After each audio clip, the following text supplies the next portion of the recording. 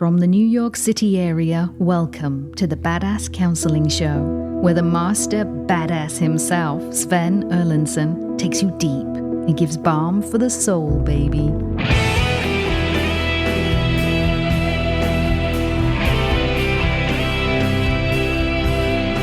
Well, hello, all you fine listeners, wherever you are tuning in from, be it from Long Island or in Long Beach, California. It's great to have you in. If you're from the British Isles or way down deep in Antarctica, yes, we have listeners down in Antarctica, though who knows if down south is actually down, because if it's a planet, if you're on a planet, you know, down is up. It doesn't really make a difference. No, but we say down in Antarctica. Yes, honestly, we actually do have listeners in Antarctica, which came as a shock to me. I am Sven Erlandson. I am the host of the Badass Counseling Show. You have found us. This is a counseling episode, and I am joined in studio by Rob the Rocket sitting next to me, and I am joined remotely by KC. She's not in the booth. She is wherever KC is, and it's great to have her here. Rob, what do you say today? I'm understanding everything you're saying. Well, that makes one of us. I've been here long enough. I can figure you out, my friend. All right. You brought your special decoder ring today. I did. I got it in a cereal box. For what the hell is Sven saying? All right. Well, Rob, we have Breck and Molly today. Tell us about Breck and tell us about Molly. And they don't know each other. These are two separate people who don't know each other. Tell us, please. All right. Molly wrote in and said, my mom passed 2 years ago. I didn't realize until about a year after her passing, she was very toxic. And I started processing that I was hit with big news. The dad that raised me isn't my biological father. I did search and find my bio family, including my father. We began communicating. We met each other and each other's family. But after a few months, I found myself feeling very uneasy around my bio dad. My new family even found his behavior off. My bio dad was in love with me. So here I am. My mom is gone. I can't talk with her. And my newfound dad is in love with me. I haven't told the dad that raised me anything about any of this news I found out, and I'm a mess. And then we also heard from Breck, who wrote in with the subject line, make my birthday wish come true and kick my ass. He is apparently very easy to please. He says, hey, Sven, Rob, and KC. I'm a 21-year-old dude from Minnesota, and I've read Love Cup and listened to all the podcasts. I feel so close to being weightless after getting through Love Cup. But I want to be pushed that little bit further to be truly cloud-like. Mind you, I've survived a suicide attempt, childhood sexual abuse, verbal abuse from parents, and severe depression, and I'm happy now. I just need that little push to cry a little bit more. All right. Breck and Molly, welcome to the show. Great to have you here. Hi. Nice to meet you. Thank you. Breck, I'm actually going to start with you. I want you to drill down in one sentence or less. What the fuck is the problem? I thought about it, and I've never really had many people say like they're really proud of me growing up. I feel like largely I was pretty alone in a lot of my process here for like self-healing, and even just having that little bit of like one sentence. Hey, you know what, Put you're it doing in great. one sentence. One sentence. Drill down. I'm not saying it to be a dig. I want you to clarify what fundamentally is the issue you are still dealing with. One sentence. I am not good enough. And so, as a result, you believe you're not good enough, you feel not good enough. If you were to choose between those two, which is it more? I feel not good enough. And if to help me understand, when you say you feel not good enough, where do you think that the hell comes from? Why do you think that? Dad, definitely. He really kind of put a lot of self-doubt messages in me as a kid, for sure. Insecurities about looks, intelligence, whatnot. And if there were a recurrent message that you got from your dad growing up, what was the main one that you got from your dad growing up? That I'm a dumbass. Dumbass. That was his word? Yeah. And so if you got that message from dad that you're a dumbass in 6-year-old language or in 10-year-old language, what did that child that you were think of himself? That I needed to do better in school. I need to like be better in like gym class and stuff like that. So just little things like that. Just do better. So if I'm hearing you correctly, and you correct me if I'm wrong, you had this sort of hectoring voice, this heckling voice inside of you saying, do better. I got to do better. I got to do better. Yeah. And then did that 8, 10, 14-year-old boy do better? Or No, it Go got ahead. a lot worse. Say, what do you mean by that? It got worse. What Well, got you worse? know, the like messages of feeling not good enough, Mm-hmm. like it pushed me really hard in those early years. Like I can even remember feeling like suicidal as a kid. But you know, I'm kind of losing my wording here. It's okay. You're doing just fine. Yeah, he. I remember feeling those messages as a kid, but whenever I tried bringing it up, like at the end of the school year when I'm feeling sad or whatnot, I got a lot of schoolwork to do. It's just like, oh, you're being lazy. You're being a dumbass. You're not like, you need to like get this done. And it kept like snowballing and getting bigger. How old were you then when you thought about suicide or attempted suicide? I remember thinking about it as early as 7, but my attempt was at like 18. It was like or a week before my 18th birthday. And what was your mode of death? Well, like How'd you knives. do it? Knife? What, Knife, yeah. cutting your wrists, or what'd you do? Yeah, I remember looking down at my wrists and putting the knife to it, and I had no plans on stopping. The only thing that stopped me was that I got a phone call when I was actually getting through both my arms. And that was the only thing that stopped me. After that, I had the motivation I needed to keep living, and I had to love myself from a close friend I had. And that phone call, was it because of the phone call, like the content of the phone call, or just that there was an interruption? And because of that interruption, then it just sort of jarred you out of it in the moment? Or was something actually discussed in that phone call? No, it was just because I was interrupted in that moment. It was one of my friends at the time. They had asked me like on a date, and I was so jarred from it, I didn't know what to think, so I just went to bed. Fair enough. And just out of curiosity, right now you are obviously, your voice is choking. Nothing wrong with that. Tearing up a bit, I'm guessing. And Yeah. what are you, and it started when you started to recount the story of your suicide. What are you feeling right now? I want a feeling word. Terrified. Okay, that's fair. Like- What are you terrified of? Be honest. Letting these emotions out when I don't have anywhere healthy to put it. Normally I journal at the gym, but doing it on my own at home feels so scary because sometimes it puts me back in that place that night. So when I don't have anywhere to put that energy, it feels so fucking scared. Right. All right. And just out of curiosity, have you ever done therapy? Are you in therapy? Anything like that? No, I could never afford it. That's fair. I understand. Yeah. And so you said that you read my book and so forth. I'm sure that brought up a lot of shit. What did you do with those thoughts and feelings as they were coming up? I always did it at the gym. I never felt I could do it at home. So the gym was where I just processed those emotions. It brought up so much energy, and it felt like getting it out there was a healthy way to do it. Because before I'd self-harm when I Okay. would bring up those emotions. And when those emotions would come out at the gym, and is this because this is something you've always done, or do you hear me talking about doing it at the gym, or what caused you, why was the gym safe, or what caused you to do it there and keep doing it there? I just could be fucking as angry as I absolutely wanted, and it wouldn't be destructive. Okay. Like, And were you actually journaling about, when you were at the gym, were you actually journaling about those feelings of anger, or just releasing the physical energy by your workout, or both? both. I used your book along while I was working out, so I could have a healthy way to process those emotions as they went. Okay. And you made the comment a minute ago that I asked you what you were feeling. You said terrified. And I said of what? And you said of letting it out. All right. Yeah. You've just named your answer right there. You've named the problem and you've named the answer right there in about the first 2 minutes. And the problem is that you've got all these feelings inside of you, and the feelings are perpetuating those messages. Yeah. Those feelings of the terror and the anger and likely sadness and unworthiness and aloneness, all of those are the emotional charges that are attached to those memories, and they have to be decharged. Let me ask you this.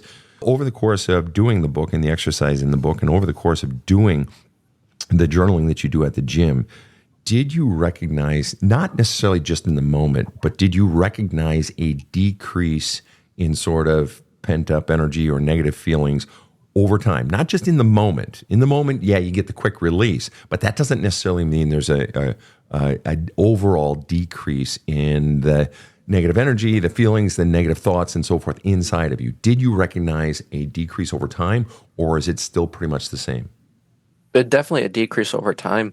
Okay, so then you're acknowledging then that the act, even though you don't have therapy, the act of not just releasing the physical energy, but releasing the getting it out in words helps over time. Absolutely, definitely. Okay, so then what you're telling us right now is that there's still more in there, and that, gee, if it has worked to get some of it out, it only makes sense. If I get more of it out, there will be an increase in the decrease.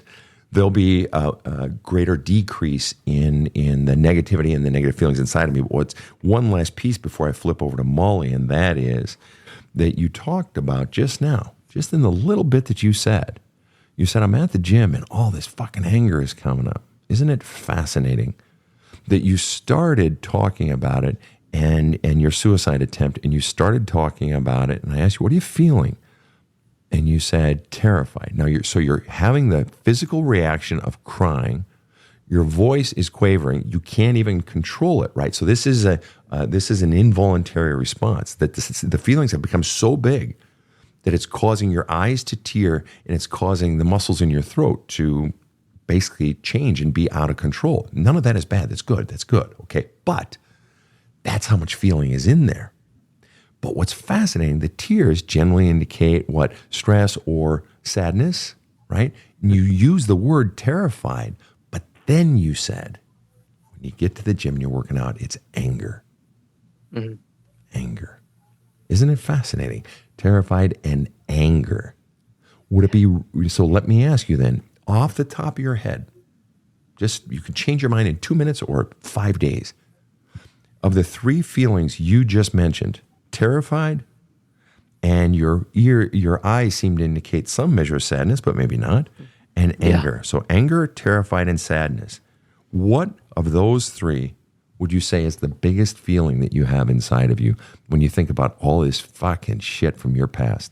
Terrified, because I don't want to slip back into it, because growing up through my teens was so really agonizingly difficult. But what don't you want to slip back into? The depression.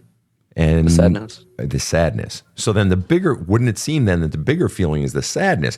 Yes, I am terrified of the sadness, but ultimately, or yes, I'm feeling terrified, but ultimately what I'm terrified of is that sadness. So to me, and so then it just in one sentence or less, what is it you're most, when you sum it all up, most angry about?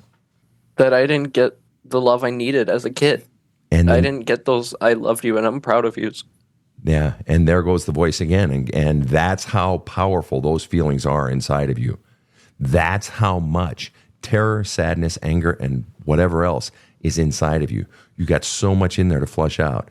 I want to flip over to Molly. Molly, what an unusual situation. A few years ago, would you have 3 years ago, would you have ever imagined this could ever happen to you? No, not, nowhere. Wow. Would this have ever come up? I'm just blown away by it. Wow. The obvious elephant in the room is you saying your biological dad is in love with you. Okay, that's the obvious one. But I want to ask the less obvious question that you lead with. And you said, Mom passed away 2 years ago, and I didn't realize until about a year after her passing that she was very toxic. What, above all else, was the biggest thing that you noticed about Mom that made you realize, fucking hell, she was toxic? What was the biggest thing you noticed? I was talking with friends and things and bringing up things that had been said in my past or things that she had threatened. And they're like, what? That's not normal. And so through questions with my friends and talking, and it's like, oh my God, this has just shook me to the core. She was terrible to me and very controlling, and I was terrified of her. Okay, controlling, and you were terrified. Dumb question, but an honest question. Mm-hmm. To what degree, and I know this is going to sound ridiculous, what percent, if you were to put a percent on it, maybe it's 0, maybe it's 100, maybe it's whatever, you pick whatever feels right to you. Only you can answer this. What percent today, 2 years after Mom's death, are you afraid of your mom today? I would still say 25%. Right. I know that she's not here. She can't judge me. She can't hurt me or say or yell or anything. But I still think she's going to be disappointed in something that I did. And was that the theme? Was it basically the fundamental thing, if you were to sum up her stuff, is that she was always disappointed in you? Would that ring true? It's how I felt that I felt guilt, I guess, my whole life. I feel guilty for everything still, and even things I don't have anything to do with. But I feel now, looking back after finding out that my dad is who he is now and not the one that raised me, but it's like I feel like she put that guilt on me, like I was produced out of this affair. And so now I've got this baby and she's in the way and she's not my husband's. And I feel like maybe that's what I felt. Whoa. Her resentment, maybe, towards me. Wow. Okay. So there was an affair. She got pregnant. She was likely in love with him, or she was in love with him. And then, so would it be reasonable to say then that you got messages from her at a very young age, as you've dug more of the story, you got messages from her at a young age that she resented you or disliked you, or she was, in one way or another, she was constantly critical or something like that? Yes. Wow. Yeah. Wow. So it's quite possible then.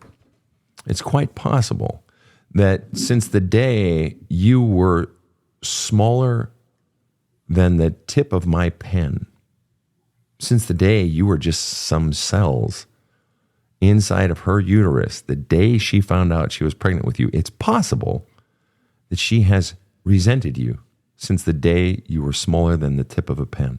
And when I say that, does it resonate as possibly true, or no, it doesn't quite feel right, or what? Very true. Wow. Because they were both married and they both had an affair with each other. And then I guess she just went along with it. Oh, to, the dad that raised me, this is our baby.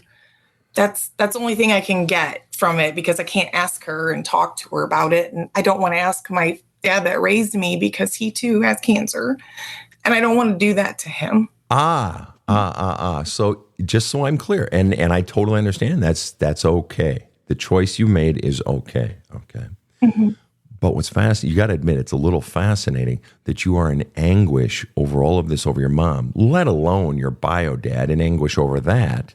You are in anguish over all of this, and yet you are protecting your stepdad, the dad who raised you, his feelings over your own feelings. Always have. I was just about to say, would it be reasonable to assume that you always have? And you are saying that you always have. So what would you say was the earliest you got the message that your feelings don't matter? That it's about the adult's feelings? I would say toddler. 2, 3. Okay. And so the messages you got since you were 2 or 3 was, you don't fucking matter. You exist to basically what? What was your function? If it was your feelings, your wants, your needs don't matter, what was your function? What was the message you got? I always felt like I was her, emotional support. She told me everything, things I did not need to know, except for about this part of me being conceived. That I never knew, but everything else about my mom and dad's relationship, about things with, my brother and her family, just things that a little person doesn't need to have. Well, and plus you're taking on adult feelings, right? And when you're 2 or 4 or 8, the biggest thing you can handle is, Mommy, my pencil broke. Where do I get a new pencil? And from when you're 2 or 3 or 7, you're getting all this heavy adult shit. And so it's teaching you, to stuff your feelings down, your feelings, your wants, your needs don't matter, but also the child desires to make mommy feel better. The child wants mommy happy. Why? Children love their parents, but also because if mommy feels better, somewhere inside the child knows, if mommy feels better, then she'll play with me, then she'll be nice to me, then she'll love me, then she'll hug me, then she'll say something nice. Now, do I hear you tearing up a little bit? Yeah. What's going on inside you right now? What are you feeling right now? I'm hurt. looking back at all of this stuff, the things that went on, and even up to before any of this stuff, finding out about my bio dad, I'm crushed. The things that she did, I would never do to my kids or put them through that. Okay, then I got to ask the biggest question. You're hurt, you're crushed, and quite honestly, those of us listening to your story are hurt and crushed with you. Okay? It's horrible. But what I find most fascinating about the story, and again, we haven't even touched the biological dad stuff. Yeah. The thing that I find most interesting about the story is that your mom was this horrible person that potentially resented you since you were just a few cells. Okay? What I find most interesting is your sentence in your write-up that you sent into the producers of the show when you said, I didn't realize until a year after her passing. May I ask how old you are?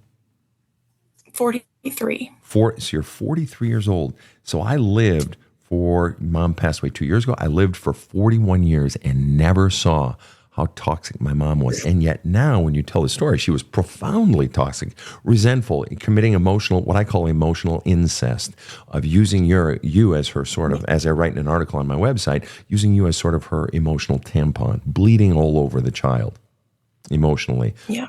And yet you didn't see it until you were 41. And you said, I realized it from talking to my friends about my mom, which implies you never talked to your friends about your mom prior to her death. Either you didn't see how she was treating you before her death, or you did see it and just didn't talk about it. Because if your friends would tell you, oh shit, that was toxic after your mom was dead, surely your friends would have said the same thing if you had relayed those same stories to her before her death. So either you didn't see it or you didn't share it prior to her death. Which was it? I think I knew. Yeah, you didn't share it. But I didn't want to make anybody hate her. Right. You were protecting her. Look down on her. Yep, you were protecting her. What are you feeling right now at the thought, I didn't want anyone to hate her or look down on her? You knew the story, but you didn't want anyone to hate her. You were protecting her. What are you feeling right now at the thought of that? Why? Why what? She didn't protect me. Right. And so what do you think the answer is for why you did it? A child wants love from the parent more than anything. That if I protect mom, if I take all her problems away from her, if I help her, if I do everything to serve her, then she'll love me. Then she won't be disappointed in me. Then she will favor me. Then she will accept, approve. She will give me the affection, the attention, maybe even the acknowledgement of the pain she did, maybe an apology, but I'd just be happy for the acceptance and the approval. You did everything in your power, and it was never enough, and you protected your oppressor. You have protected your emotional abuser. And at the thought of that, what does that make you feel, the notion that you protected her all these years? Makes me angry. At? I walked on eggshells my whole life. Who are you most angry at? I'm angry at her. Exactly. I really am angry at her. Exactly. All right. I'm going to let you breathe here a second, okay? Breck, I'm coming back to you. I'm coming back to you. Breck, I want you to tell me, if you would, in one sentence or less, okay? I know I'm putting you on the hot seat here today with these one-sentence answers, but it helps us to crystallize our thinking. Plus, I'm not very fucking bright, so it helps me to understand. So I appreciate your indulgence. It's what I asked for. All right. Good man. Good man. Let me ask you this, Breck. Put into one sentence, if there were one sentence that you could scream at the top of your lungs into the face of the person you are most angry at, what is the one thing that you just want to holler at the top of your lungs with all of the venom and rage of your entire being? What is the one sentence? Fuck you, you worthless motherfucker. And may I ask who you would most want to say that to? Dad. And if you were to sum up in one sentence or less what Dad's crime really was, now whether it was a one-time event or a theme running through everything, what fundamentally was the crime that Dad committed against you? I don't want to know what the effect of it was on you. I want to know what precisely was it that he didn't do, that really is the summation, that is the zenith that drives all this anger. I went to him again and again and again trying to like say like, Dad, I'm struggling, Dad, I don't know what to do, Dad, like I need love, I need to be helped.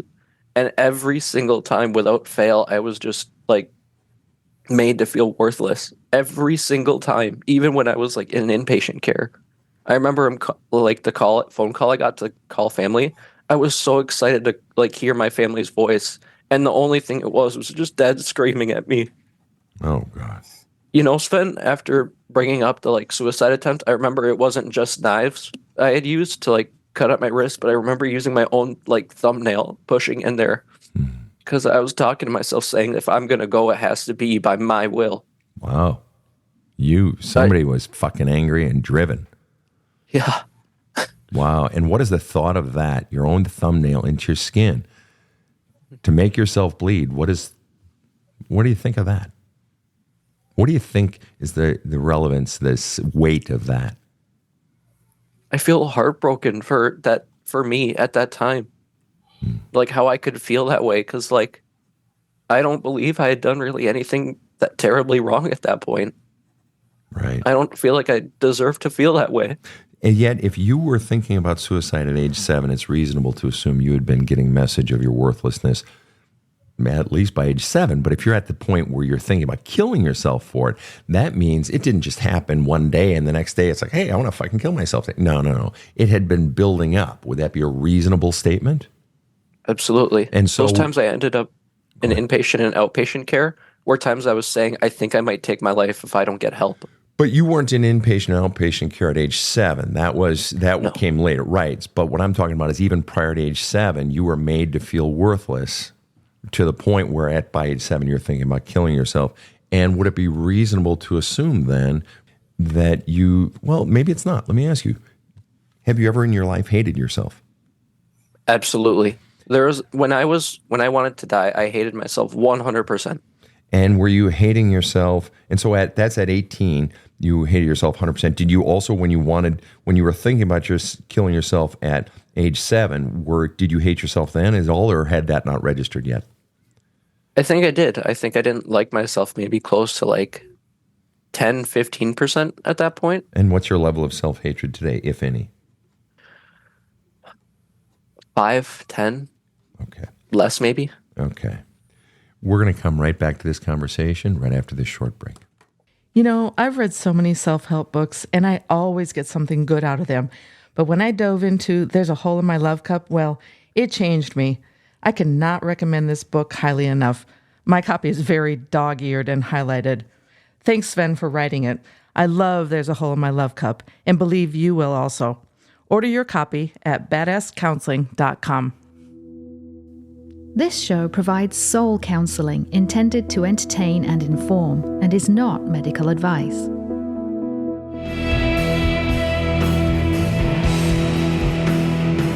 Now, back to the badass. We are back with Breck and Molly's two very compelling stories. Breck, I want to ask you one more question before I bump back over to Molly. And the question is, you said every single time I went to Dad for love, for understanding, for that I'm struggling, just wanting some approval, just wanting some love, you said every single time he made me feel worthless. Okay? I guess the question I'm wondering is, how come you never went to Mom?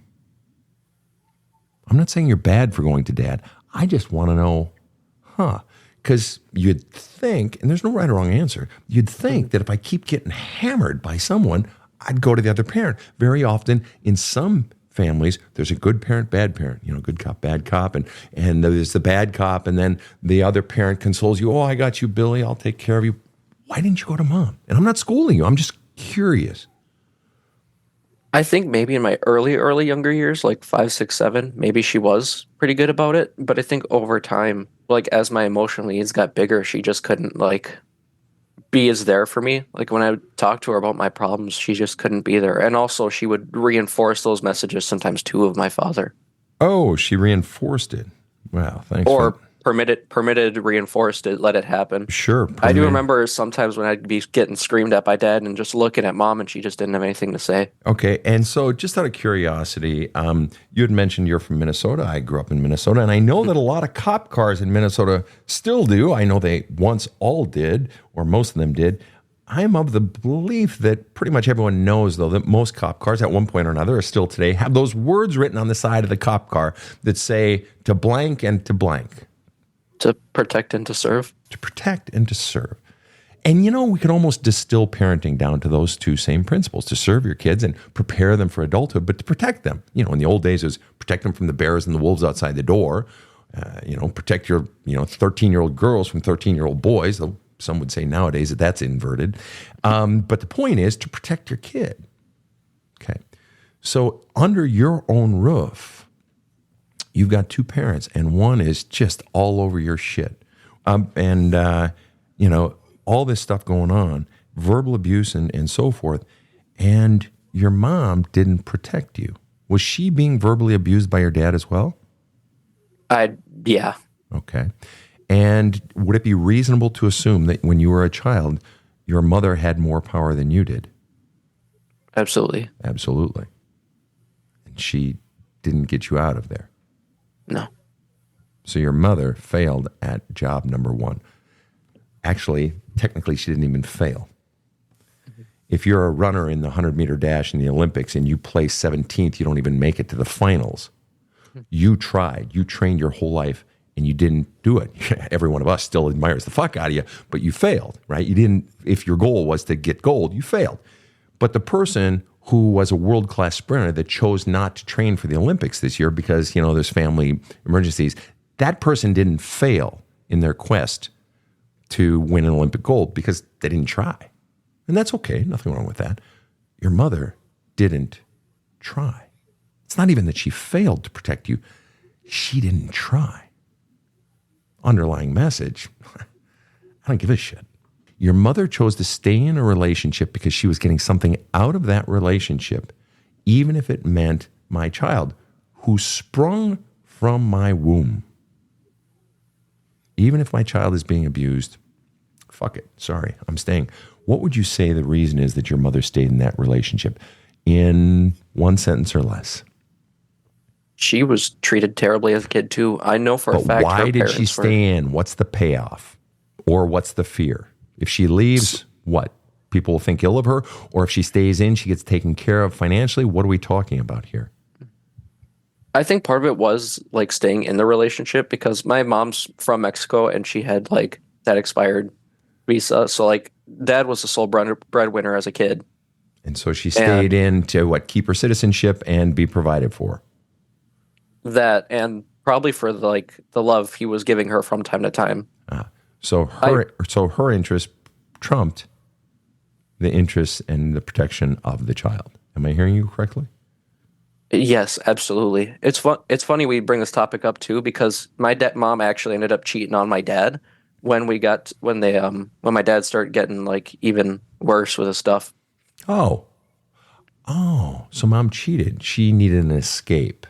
She needed to get out and get something to take care of her.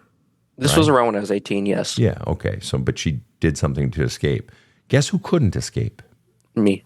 That's right. She didn't give a shit. She didn't fucking protect you.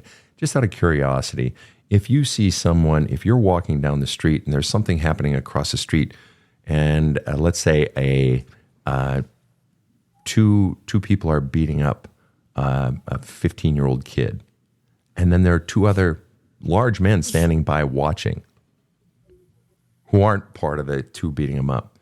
In your brain, and everybody answers differently, in your brain, who's committing the greater crime? The two people beating up the young kid or the two people standing by watching? It's really, really close, sure. But I would still say the people beating up the kid. Fair enough. And the mere fact that it's close says to you that the people allowing it to happen have pretty much almost as much culpability, guilt, as the ones doing it. Molly, I want to come, which, by the way, means that your mother had almost as much guilt in this situation, culpability in this situation, as your father did. And yet, the person you're most angry at is your dad, which is fine. But I got to believe there's an immense amount of anger somewhere inside of you and pain. It's because that little boy is screaming, somewhere in his heart, he was screaming, Mommy, please protect me. And she didn't. Molly, I want to ask you then, if I may, which for you, recognizing since Mom's death, how toxic she was, and not just recognizing it, but finally having the courage to talk about it and to face it and to hear your friends reinforce how ugly Mother was. Which for you, and this is going to sound kind of crazy when I incorporate the third element, which for you, I want you to give me percentages, 3 percentages. Okay. As far as what's biggest for you in your life right now. I mean, as far as just like throbbing in your head or really hurting your heart most. What percent is it Mom's toxicity? What percent is it this crazy shit of your biological dad being in love with you? And what percent is it the death of your mother? Oh. Because think about it. Your mom died, which means you have lost permanently the thought, the hope that you have been striving for your entire life. You have spent your entire life trying to get her approval, and that's gone. You will never get her approval. That means the person who created the hole, or not to mention what your stepdad did or didn't do, we haven't even touched that, but the person who created the hole now is dead and can't fill the hole. So you're fucked on one hand. So what percent is the biggest issue that your biological dad is in love with you? What percent is your biggest issue that your mom was toxic and controlling and resentful and all of this? And what percent is the death of your mother? Probably 50% the death of my mom, because I can't do I can't talk to her now, finding all this other stuff out. I feel like I'm just lost. So 50% of death? Oh, go ahead. Finish that thought. Yeah. Sorry. Go ahead. No, I'm just saying, I feel like now that since she's gone too, I don't know who I am, because I don't have her to tell you who you are. Strive to, well, that's great. No, I don't have her to set the bar of who I should be and to strive for that. So you're fundamentally admitting she has set the agenda for my identity my entire life. Yes. Wow. Oh, yeah. Okay, so finish the percentage. But 50% of what I'm struggling with most right now is the death of the person who gave me my very identity and who was also my greatest oppressor. And then what percent is it the toxicity and controlling of Mom? And what percent is it that your dad's in love with you? I would say 30% about the toxicity. And I mean, yeah, it's messed up about my dad, but the rest would go to him. Okay, well, let's at the bottom. All right, well, let's just touch the elephant in the room, then. Let's just look at it real quickly. If the big one are the death and the toxicity, which of course go hand in hand with each other, 80% of what you're struggling with right now is all related to Mom and the shit that she did, and now she's gone, and you want to ask her questions, and at times maybe even want to punch her in the face, and you want to still beg her for approval and all of that. But your dad's in love with you. How about that? What does that make you? What is the biggest feeling you feel above all else at the thought of realizing my father, my biological dad, who did not raise me, who I've recently got reconnected with, is in love with me? Give me a feeling word. Disgusted. And that is pretty much what we're all feeling right about now. So I think it's nice to know we're all sort of singing from the same choir page here. Just out of curiosity, are you presently in contact with your biological dad? I am not. I do have 2 half sisters that I am in contact with. And that's wonderful. Our relationship is wonderful. Beautiful. And they even agree that I shouldn't have anything to do with him until he can admit that there was an issue. And he says there's no issue, and he doesn't know why everybody's upset. And well, of course, he's never going to fucking admit that, because he looks like a sick fuck if he did.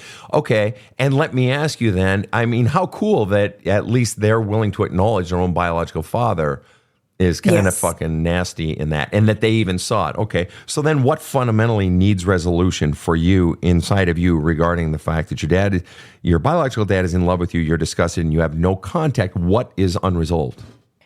I don't know who I am, and I want to just figure this all out. I thought maybe finding him, I would, because we are very much alike, and I thought that was going to give me something. Mm-hmm. And you said, I can't ask my mom this or that because she's dead. What would be the biggest question you would most want to ask your mother today if she were alive in this room right now? What is the one question you would most want to ask her?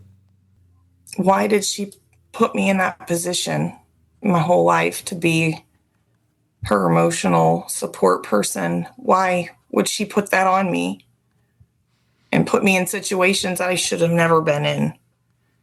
I would never do that to my children. And knowing her, I don't know how she could have done that because what? She was perfect. She never did anything wrong. And I know. And yet you're seeing that she did all these things wrong. Yes. Okay. Yes. And so by asking, why did you put me in all these situations? Why did you do this? You would want her to provide some sort of rational explanation for why she did it so that you could make sense in your own head. Acknowledgement of it. So it's not even that you want to make sense of it. You want her to acknowledge the pain that she caused you, because if she did that, then what?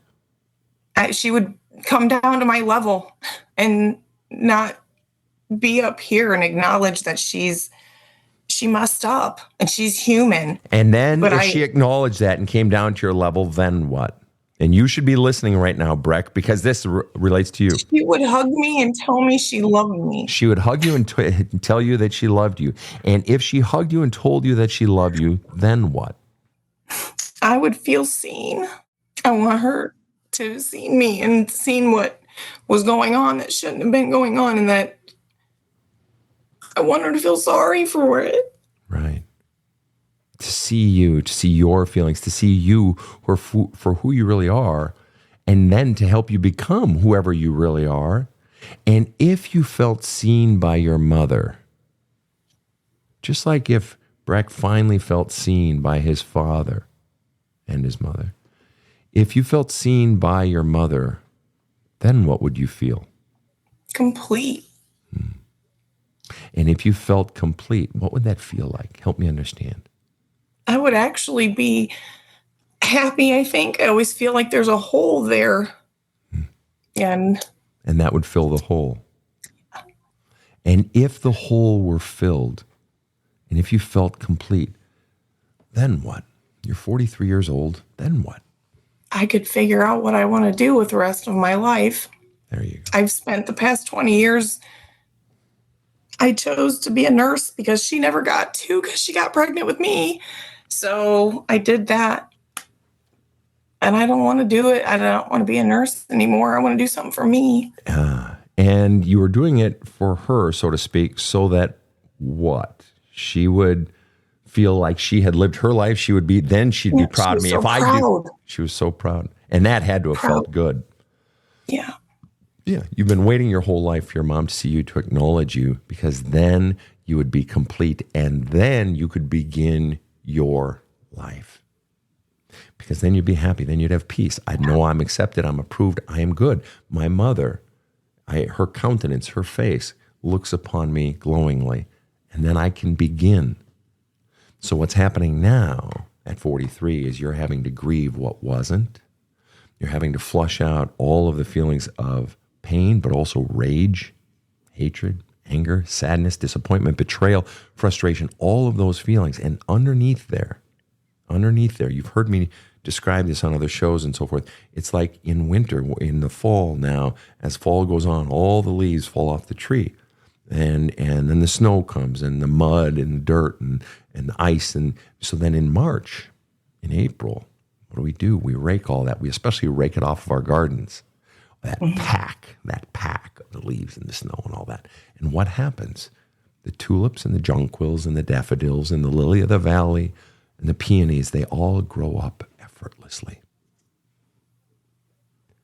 And you're crying. Why does that make you cry? Let it out. Those were her favorite flowers. Oh, Jesus. Well, I fucking nailed that one, didn't I? No, that's beautiful. I mean, what's not to love? Fucking peonies and lily of the valley, of course. Yes. But the point is, the finding of self isn't even a finding. It's just the removing of non-self. It's the removing of all those emotional charges and all that pain. The very stuff that is locked up inside of you all these decades, the very stuff that is locked up inside of Breck. Still today, he flat out admitted it, to his credit. That's the stuff that has to come out. That's the pack. That's the leaves and the snow and the mud and the animals going poopy on the garden and all this. All that needs to get removed. And then your own self, your natural interests, the things that might feel good, the things you used to like when you were 21 or, all the things you've thought about trying, those will effortlessly grow up through the soil like they're supposed to do, the soil of your soul. Those lilies, those irises, they will grow up effortlessly. It's just removing the pack, which means having the courage finally, which you obviously do, to look at all of those feelings and begin to get them out. And Breck, that brings me back to you. Breck. What's it going to take? I know you're terrified of those feelings. And let me tell you, brother, I think you can pretty much hear it in Molly's voice. And I can tell you from personal experience, and all the people that buy my book and let it sit on their bedstand for months because they're terrified to go into it. Every single one of us can confirm and nod our heads when you say you're terrified of those feelings. We've all been there, brother. So my question to you is, what do you think it would take for you to finally have the courage to step in, just even if it's just baby steps to step in and start letting it out, even just sort of microdosing it, so to speak, letting it come up and committing to the flushing and committing to the letter writing and the journaling. Is that not doable at all, or might it have a remote possibility of, being possible? After today's episode, I know I definitely need to do it more. Yeah. And what would you say inside of you, Breck? What is the single biggest hot potato that you don't want to touch? What is the absolute most charged whopper feeling or memory inside of you that is the scariest one of all? I think it would have to be a tie between when I was sexually manipulated at the age of 7 and the suicide attempt. Sometimes one day it's more, sometimes it's the other, but both of them, they're hard. And you were sexually manipulated at the age of 7 by someone who was how old? Another 7-year-old boy. Wow. And what is the primary feeling? I'm sure there are many. There's probably 400 feelings that come up when you have that memory, and different ones come up at different times and so forth. But at least today, in this moment, what would you say overall is the biggest feeling that you have as you consider being sexually manipulated when you were 7 years old? I felt really scared. Because I know especially there's a lot of religious trauma as a kid. I'm like, oh my God, what is my father going to think of this? Mm-hmm. I'm like, I can't tell anyone about this. I'm bad now. I'm tainted. Okay. And let me ask you this question. Let's say that there's, at my home out here in the New York City area, one of our neighbors, actually a few of our neighbors have kids, and let's just say one of them is a buddy of mine, and he has a bunch of kids, and one of his kids is a little 8-year-old girl named Molly. Okay. And we discover, and that my good friend discovers that his daughter had been sexually manipulated and sort of abused by someone, also a child. And let's say you got to sit in and listen on that conversation. Would you think Molly is now corrupt and dirty? No. Why wouldn't you think never. that? Why wouldn't you think that? She's 8. Exactly. So why is it different for you? Why can you have sympathy for little Molly, but you can't have sympathy for little Breck? You're absolutely right. There was nothing wrong with you. Just like there was nothing wrong with Molly. You were this sweet, charming, laughter-filled, rambunctious, ornery when you didn't get your nap. You try to steal a little extra cookie if you could off the counter. You were a normal, creative, brilliant little boy. There wasn't a damn thing wrong with you. And what was done to you was wrong. Unequivocally done. End of story. I'm talking to you too, Molly. What was done to you was unequivocally wrong. Why It's not even why. You're feeling the tears right now. Tell me what you're feeling. As you're crying, what are you feeling? I'm feeling heartbroken. What's the saddest part? What's the most heartbreaking part? That at that age, it made me feel so worthless. Yep. I felt that as a child. And it didn't feel safe to talk about it because I'd already had those feelings from before of feeling so worthless. Exactly. The sexual manipulation was the exclamation point on the messages you had been getting from the people whose job it was to protect you. They didn't protect you from stuff outside your home, and you were not protected inside your home, and neither were you, Molly. No more heinous a crime than not protecting a child. And you have every right to feel sad and angry. Molly, what are you feeling right now as you hear the tears in Breck and the pain coming out of him? What are you feeling right now? What's going on inside of you, Molly, as you consider your own story? And what are you feeling right now, Molly? I feel so much like him with all, feeling worthless and all that growing up, and just felt like you were in the way, But then when you were needed, it was, you got just my heart's just breaking right. for him too. But for that little 3-year-old you were getting the messages potentially as early that there are many folks who believe that even that uterus is getting message or feels the vibrations and the energy of the mother and what's going on around the parent. There are many people who believe that. And some say that, I don't know the science, but there's actually science. So it's quite possible you were getting the messages, you were getting the energy of you're not wanted before you were even born. Not to mention when you're 1 and 3 and 5 and 9. Right. What a burden to put on a child. What do you think, Molly, is the biggest thing, at least at the moment, what do you think the biggest thing is that you need to be journaling about in your own self-work? Getting out all of the anger and the scared and all the stuff that I felt when I was little. And what's the biggest? Or that had come up. Yes, all of it. And what's the biggest, at least at the moment, what's the biggest thing you most want to get out of you? Of all those feelings and all those thoughts, memories, emotional charges, what's the whopper? It's not my fault. It wasn't my fault. And whose fault was it, Molly? It was my mom. It was your mom. And my dad didn't protect me. And your dad didn't protect you. He was scared of her too. He was scared of her too. Just out of curiosity, what was the power distribution in your parents' relationship? Power comes in all forms. Power of being cheated on, power, fear of being left, fear of you withholding sex from me, fear of not having money, fear of what my parents would think, fear of what your parents would think. What was the power distribution in percentages between your mom and the dad who raised you? What percent? Who had what percent of the power? Well, she had 90%. Right. Yeah. And so dad stood back and let her do all of this. Do you think your dad knew that what she was doing was wrong? Yes, because he would look at me and tell me, it's okay. Wow. So he saw it, he acknowledged it, and he let you suffer it, but he didn't step in because he didn't want to incur her wrath. So he protected himself at the expense of the child. We call that, what's the word for that? Coward. And he let the child suffer.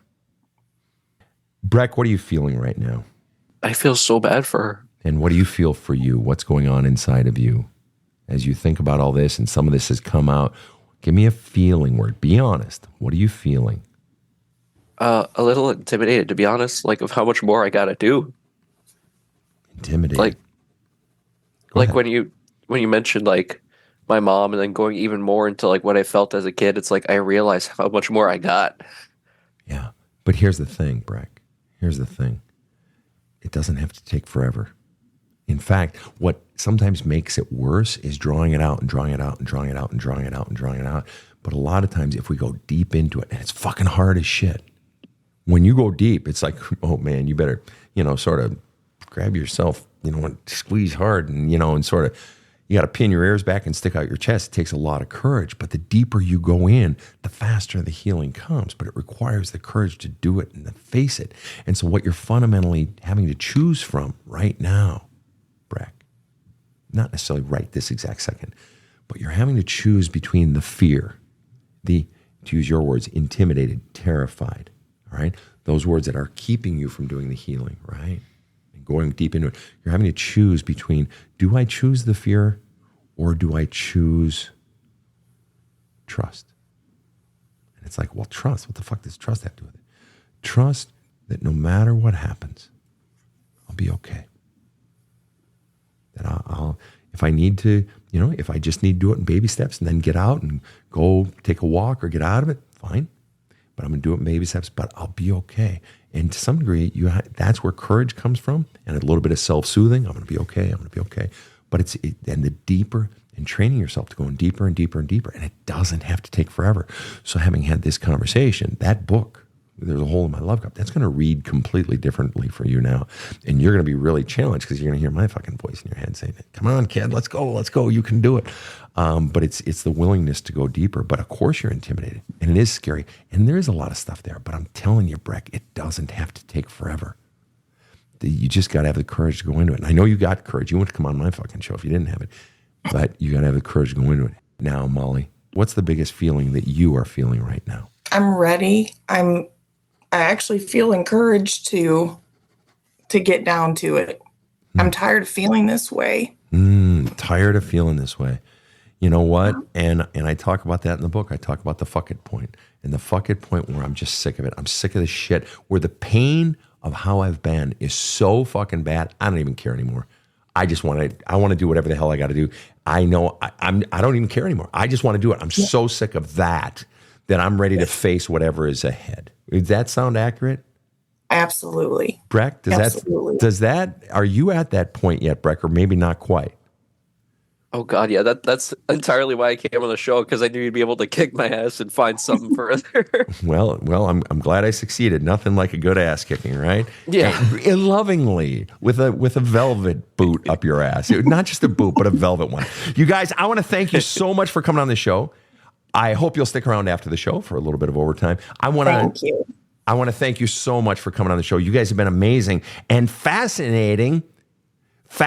Rob, you got to admit, this is fascinating. We're going to ask KC to cue in when we come in on the overtime. You got to admit it's fascinating, Rob, that two autobiographies that got written in, their one-page autobiography, couldn't have sounded more different, and yet when we drill down to it, they couldn't sound more identical. Thoughts, Rob? Yeah, I mean, sad stories. Terrible. But I'm gratified that two people who, by their own words, are hurt and crushed in such a dark place have begun to see some daylight. Yeah. That's terrific. Yeah. But mostly I'm just so pleased that your flower metaphor was taken literally by Molly. That was great. Oh, shit. I should have picked something else. Why didn't I say dahlias and zinnias? Doggone it.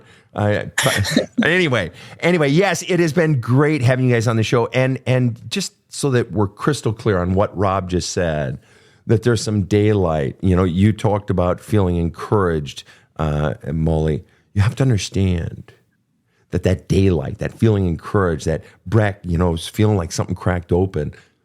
That is not because of what I did. I'm just the guy that asked the questions. It's because you had the courage to face the questions. You had the courage. It was your courage. It wasn't me. So all you got to do is just find a little bit more courage each day and go in a little bit deeper and push yourself a little bit deeper, and you're going to get the fucking resolutions you've sought. And that's what all the tools are for, the 1,000 videos I've made and the book and all that stuff. So thank you again so much for coming on the show. I want to thank Rob and Casey for all they do in every episode to make these episodes happen. And to all of our listeners around the world, I love you so much, you badasses. Have a kick-ass day. The Badass Counseling Show is strictly copyrighted. No copies may be made without the express written consent of the Badass Counseling Show, LLC. The Badass Counseling Show is produced by Karen Camparelli and Robert H. Friedman. Executive producer Sven Erlandson. Original music by two-time Emmy Award-winning composer Trevor Morris. Have a kick-ass day.